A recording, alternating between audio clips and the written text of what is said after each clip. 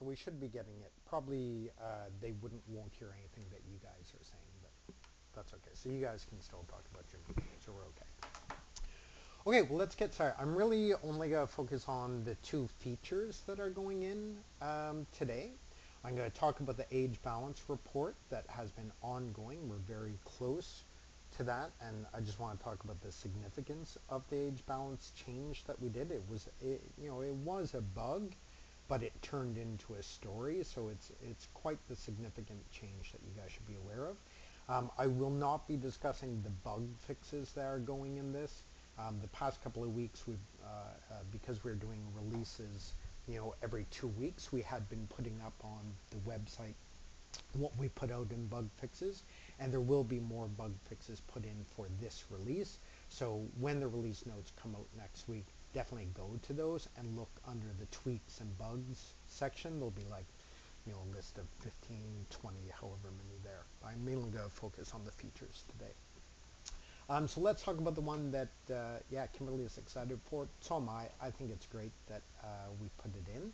So as you know, prior to this release, whenever you transfer a line, especially when you have a house account set up for a group, you're going to see, 5 room charges transferred over from different reservations, and it's only going to be referencing the res ID. So when you print out that house account for the group contact, for them to reconcile, well, they don't know who res ID 2312 is and whatnot, right? So no matter how you check the person out, so here I have with the Anderson group, Andrew Johnson. If you were to use the move function, it will work. If you were to right click, use the move function, it will work. If you have the routing set up, so on this reservation I have routing set up, so I'm going to click checkout, and it's going to route over to our house account res ID. Nothing is left on the bill. I just checked this group in today, so we're going to get the early checkout message. Okay, and then if I go to the Anderson Group master account, here's the format that we went with. So we're putting the last name first, and then the first name. We kept the res ID and folio, and we kept the whatever was being transferred. So really the difference is, this used to say, I think it was like trnsf dot from, and then 27Y. So we replaced that transferred from with the res ID here. Okay, you can still see the transfer from icon here. That's just much cleaner with the name. So same thing if we go to the groups area, we go to the Anderson group, go to checkout,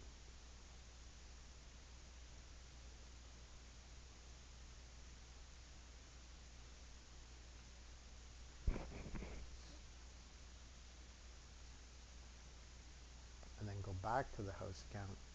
And this is the real benefit for groups that have a group contact where you're giving them a group bill.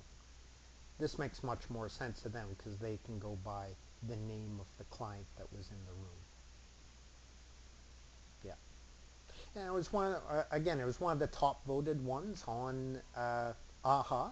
So it's great to be delivering that. And we also had a number of feature requests in Salesforce on this very thing. And even as a trainer for 8 years, I constantly got that. So it's nice that we have it. Any questions on that? Yep. Not from one folio to another folio if it's the same guest.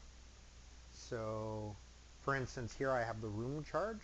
I move that to folio 2. That's just going to do the regular move. It's not going to include the name. Yeah. It will do it for the split on any charges. Not the room charge, just any other charge. So let me show you that. Un momento, por favor.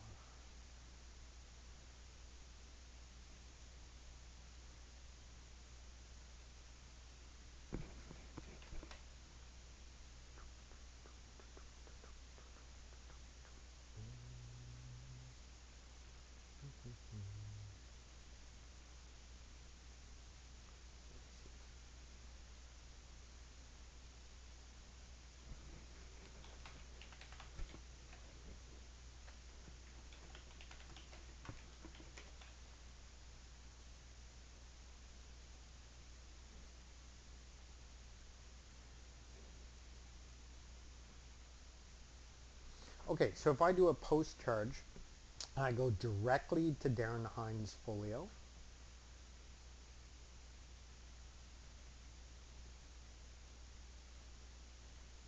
It just shows up as cleaning fee on Folio 2. If I post a charge on Folio 1,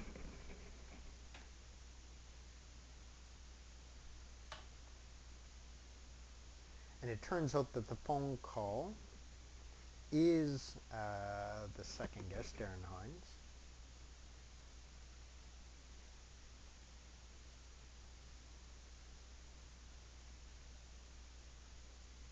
then it will do where it's coming from.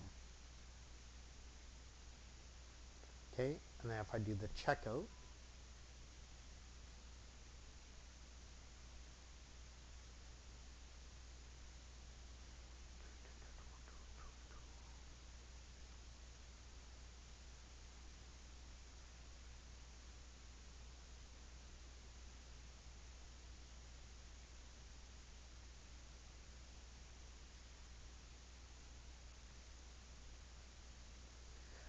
I'm just going to go to Folio Appearance. I'm going to turn off Show Transferred Transactions. If I go to Checked Out, go to Folio 1, you're going to see the room charge, Resgo activity, transferred to room charge, and cash, so that stayed the same.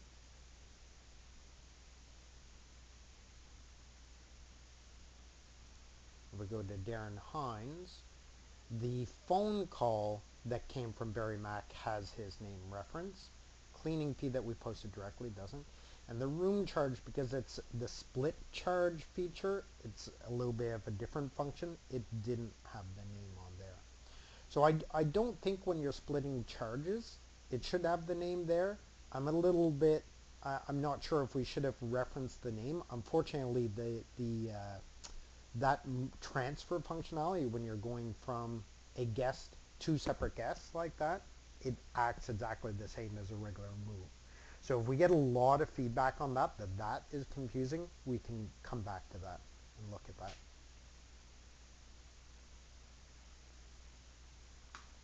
Because even myself, I'm a little on the fence about it. I'm like, but unfortunately, it's all tied to the same stored procedure right now. So, yeah. Okay. Another question that I hear there? Yeah. Hmm? Well, that's about normal for hotels, I think. Okay, so next one is okay, the next one I'm going to show you. We are going to make a couple of tweaks to this before next Wednesday, and it may very well go out as a beta version to Oxford Suites first. And it may go out in the message saying, should you wish to be part of the beta period, please contact S. McPhail at blah, blah, blah. But we'll see how far we get in the next couple of days. The functionality works, but when you get into complex setups that we all know that Oxford has, where they have tier level 1, tier level 2, tier level 3, tier level 4, it can get a little bit hard to read. So I'm going to be working with Hoyt and Lewis the next 2 days to do some last minute changes to that. So the functionality is what I want to get across to you guys today. And even if we do the beta period, we'd probably run the beta period for maybe a week or two, and then if it's looking good, we would release it out. So, okay, so the idea is this. If I go to my best available rate is my master rate. Okay, and I'm going to update. Let's say for this week, I'm going to put in a new rate. Oops. Okay, we're going to update rate amounts. I click save. Room key will tell me which one I'm changing. Okay. Now the message we get here is the same as before. There are rates tiered off of best available rate. Do you wish to update all tiered rate plans? If you say yes, RoomKey is just going to do its thing. In the current version of RoomKey, if you say no, that actually stops everything. So that makes it so you can't even update just a master rate without updating all the tiered rate plans. So this is a problem that Oxford has because their Oxford guaranteed rate is basically their best available rate. It's their highest rate, it's their rack rate, their sell rate, and at certain times of the year, they do want to have just the Oxford guaranteed rate or best available rate open. But if they try to open just that rate, all the tiered rates are going to open as well. And then the only way to do that is then to go into each individual tier and close those down. So it becomes kind of a pain to do so. So what we've done is, if you say, do you wish to update all tier rates, and you say no, it's then going to open up the sync tiered rates window. It's going to show you all the rates that are tiered off of your master rate. So you can either choose to say, okay, well, I only want to do certain ones. We also give you a reminder of what is updated. Now, I will say this form is not smart enough to know, like in this case, in this case, we only updated the rate on the best available rate. So when we get to here and we see Burton, Burton is actually not tiered off of, not tiered off as far as the rate goes. It's only tiered off on restrictions, right? So even if I were to tick this, it wouldn't actually do anything because it's not tiered on rate. So it's not smart enough just to show the rates that could be affected. This really all this form is showing is every single rate that is tiered off of it. But at least it's telling you in which way that it is tiered. Okay, so you select the rates that you want to update, only the ones you want to update, update selected rates, and it does its thing. Now, let's go back to the example I said before. What if I just want to update the best available rate and not the other rate plans? So I click Save, Rate Amounts, OK. There are rates tiered up of best available rate. You wish to update all rates. Now, if we just want to do best available and I say no, at this point, I just click Update Selected Rates because we're only updating the best available rate. It seems a little, the workflow seems a little bit off on that, I know, and one of the things I want to do is I actually want to put a checkbox in here next to the best available rate that's grayed out that you can't take off. So then it makes a little bit more sense that when you get to this window, you see the best available rate checked off, update selected rates, well that is the only one that you're updating. In hindsight, we probably could have put in here kind of three options. Do you just want to do bar? Do you want to do bar and the tiered rates, or do you not, but it gets clunky when we start to ask, give three different options. I've never liked when we've done that in RoomKey. I think it causes more confusion that way. So this is the way we've gone. You click no, the best available rate. Hopefully by next week you're going to see a checkbox in here, and then you'll say update selected rate.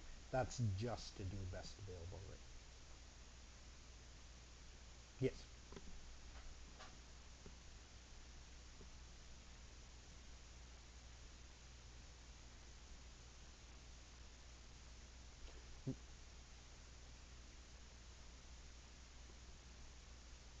No, that's the other downside with it. There is, other than going into adjustment history, but it doesn't show that this box was checked at this point or not. Yeah. So this is one of those features that we're giving the feature, but we don't have any, we don't have the activity log to back it up. Like a lot of things in RoomKey, right? You go over into groups, we don't have an activity log on the changes that people make their groups. We don't have activity log on what people do in housekeeping. But in RK2, you've already seen with the new housekeeping module, we have the activity log that is more robust. It's tracking every single thing, and that's going to be afforded to us in RK2. But as far as RK1 goes, we're not going to have the activity log like that. And it does concern me as far as being a feature that we're giving, and if something does go wrong, the only way we're going to be able to prove it or not is to try it again. And if it works at that point, that's all we're going to be able to do. And I do worry about the support call where they say, I know I clicked that. Unfortunately, there's no proof to say whether or not they did or not. Only that it didn't work.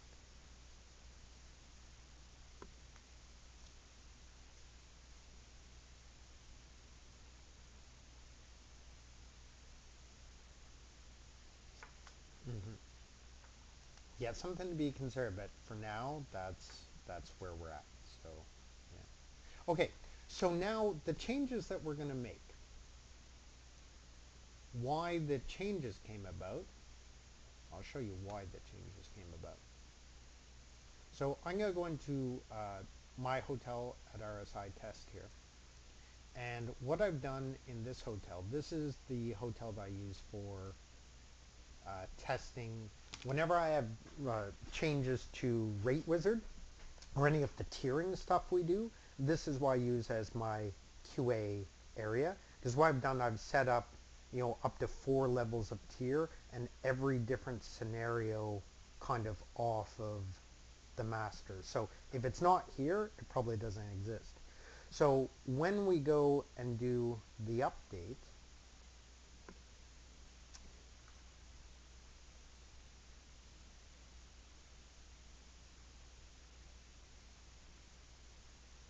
to the master rate in here, and I say okay, and I say no,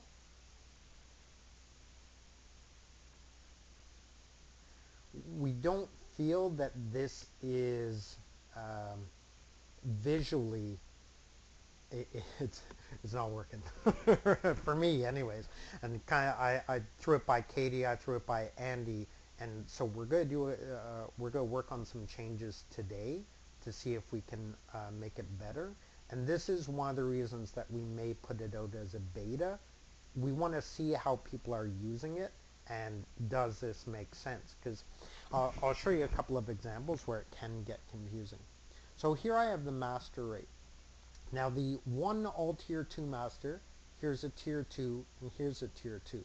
When I click select deselect all, notice that it only selects all the tier 2s going down. And if I try to go to a tier level 4 here and click on that, I can't actually click on that, because I can't change a tier level 4 if I haven't decided to update the tier level 3 or the tier level 2 above that. The only way I can update a tier level 4 is to update what it is actually tiered off of. You can't jump tiers, so I can't just update the master and expect that it's going to update the tier level 4 without affecting tier level 2 and tier level 3 in between. Because the tier level 4 is tiered off of the tier level 3, the tier level 3 is tiered off the tier level 2, if that makes sense. So it's a little clunky when you're, or not clunky, but it may not be as obvious when you're clicking on this. You're thinking, well, why can I not click on these? And it's because you don't have these. So it's not as obvious that you do need to click on the masters going down into the tiers to be able to tick onto that.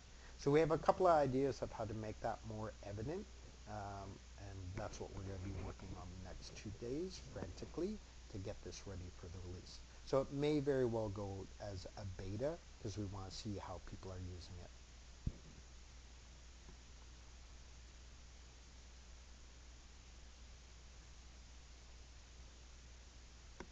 Make a grid where, what do you mean? Yeah, we did talk about putting lines in here. We actually went through probably about 10 iterations of this. So I think where we're at now, because we have essentially 5 days to get this out, and not even because we have the thing on Monday, we have a couple of quick fixes that we think is going to make this better, and then we're going to put it on Wednesday. If it is in beta mode, I would definitely encourage the trainers and support to get in there and play with it and give suggestions because it's we know it's a little bit clunky, especially when you get into the complicated ones. I don't think it's as bad, really, when you get into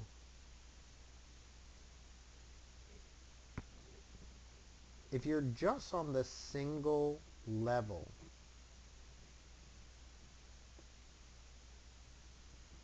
tiering, the law of our hotels do, it's much cleaner.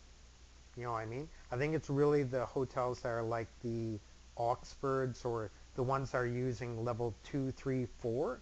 Those are the ones that are going to maybe struggle with it. So, but I think this is pretty clean cut when you have one master.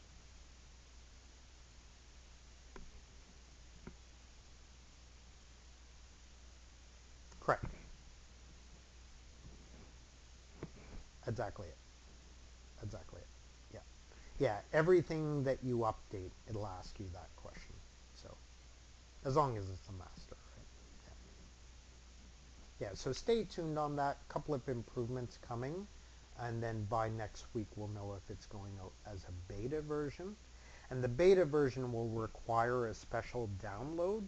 So that's why I'm going to be putting in the mail out that we do. I'll put a call to action to contact me directly to get the beta and give it to people so we can see how they're doing with it and decide where to go from there.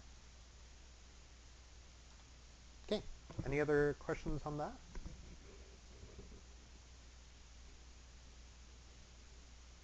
No? Okay. Perfect.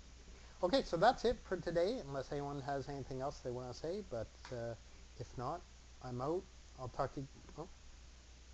Oh, I'm sorry. Thank you. Thank you very much. Sorry, I'm eager to get. I'm eager to get working on that. So the age balance report, yes. So the significant thing about the age balance report is this.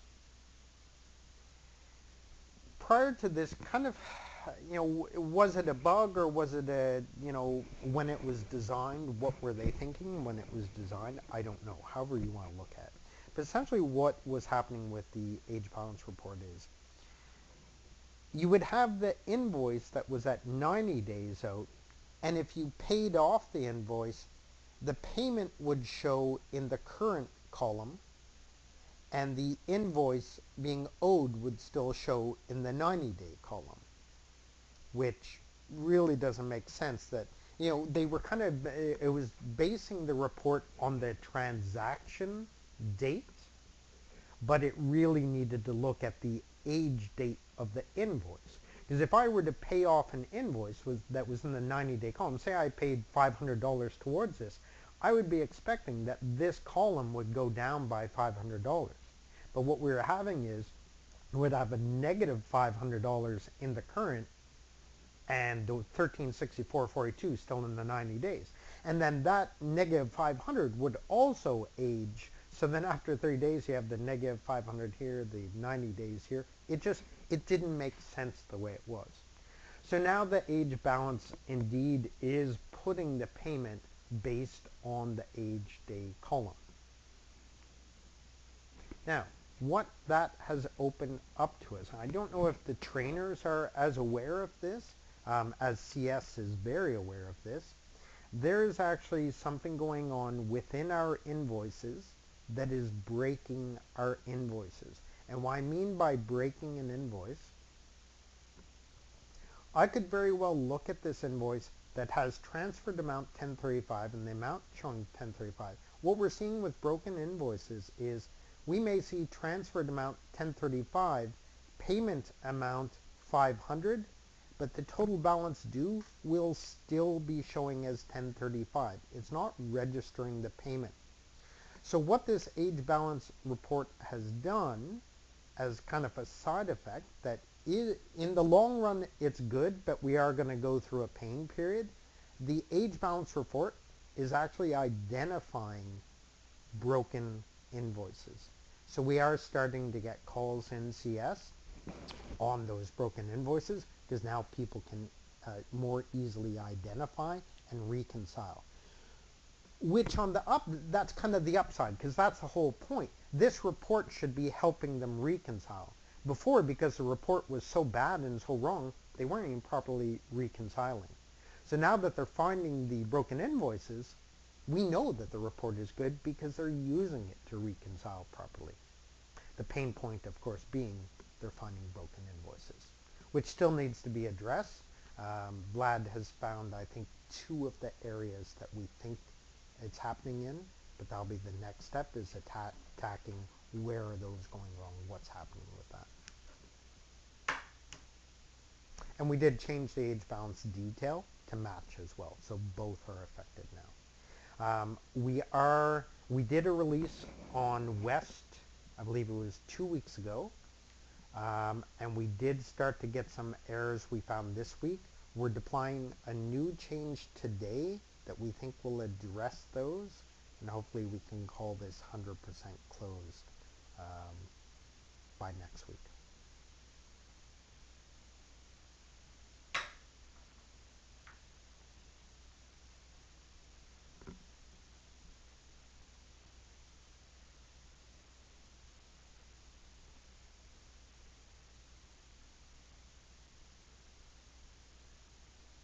Nope, no discussion on that.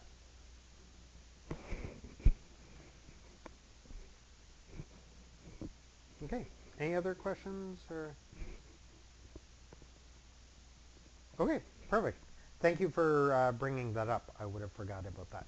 So now I'm off to go work with Dev and hopefully tweak that rate wizard. So certainly next week when the release comes out, look for that documentation to see the changes that we may or may not have made, and I'll certainly send out an email to everyone so we know, are we going with a beta version that will need to be specially downloaded, or if we're going to put it to full release production.